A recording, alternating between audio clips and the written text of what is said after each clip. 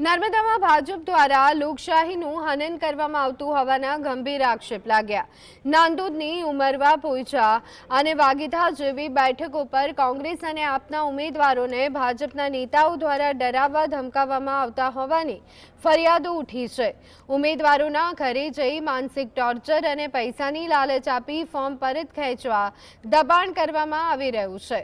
જો ભાજપે વર્ષોથી વિકાસના કામો કર્યા હોય તો ઉમેદવારોના अपहरण के दाग धमकी આપવાની જરૂર કેમ પડી તેવા સવાલો ઉઠ્યા છે। મારા ઘરે 150-200 માણસો નગરપાલિકામાંથી મોકલે, અમારા ગિરિરાજસિંહ ગોહિલ નાંદોદ તાલુકાના પ્રમુખ છે એમના ઘરે મોકલે, તો આ રાજનીતિ કઈ તરફ જઈ રહી છે? અત્યારે ઘણા બધા અમારા કેન્ડિડેટના ઘરે પોલીસ શોધખોળ કરે છે।